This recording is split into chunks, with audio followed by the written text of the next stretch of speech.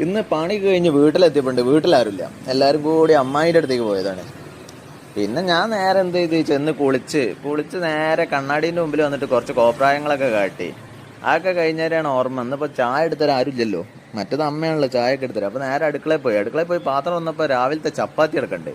അപ്പം മനസ്സിൽ കുറച്ച് സന്തോഷം കാര്യങ്ങളൊക്കെ വന്നു. അത് നേരെ എടുത്ത് മേശൻ്റെ മുകളിൽ അങ്ങോട്ട് കൊണ്ടുവച്ച് എന്നിട്ടൊരു പ്ലേറ്റ് അങ്ങോട്ട് എടുത്തുകൊണ്ട് വന്ന്, പിന്നെ നമ്മളെ പരിപാടി എന്താണെന്ന് അറിയാലോ, ചപ്പാത്തി കിട്ടിക്കഴിഞ്ഞാൽ അങ്ങോട്ട് അണ്ടം തുണ്ടാക്കി അങ്ങോട്ടും ഇങ്ങോട്ടും മുറിച്ചിട്ട് പ്ലേറ്റിൽ അങ്ങോട്ട് ഫുള്ളായിട്ട് വെതറി അങ്ങോട്ട് ഇടാം. ഇതെന്നെ പരിപാടി. അത് വെതറിട്ടാൻ പാടി ഞാൻ പിന്നെ ഒന്നുകൂടി അടുക്കളയിൽ പോയി. അവിടെ പോയപ്പോൾ നമ്മളെ മീൻകറി ഉണ്ട് പാത്രത്തിൽ, ഉച്ചത്തെ മീൻകറിയാണ്.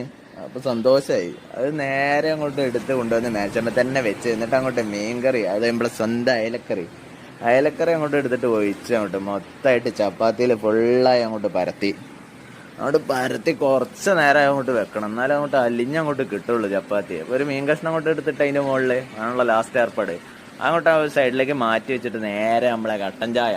അത് ഒന്നാമത് ഫ്ലാസ്കിലുള്ളതുകൊണ്ട് പിന്നെ ഉണ്ടാക്കേണ്ട ആവശ്യം കാര്യങ്ങളൊന്നുമില്ല, ഉണ്ടാക്കാൻ വലിയ പിടുത്തൊന്നുമില്ല. അങ്ങോട്ട് നേരെ വെച്ച് മാറ്റി വെച്ച ചപ്പാത്തി അങ്ങോട്ട് എടുത്തിട്ട് കുഴച്ചിട്ട് എന്ത് ചെയ്ത് അങ്ങോട്ട് വായിലേക്ക് ഇട്ട് ഒന്നും പറയല്ല. അപ്പോൾ ഓക്കെ ഗായ്സ്, എന്നാ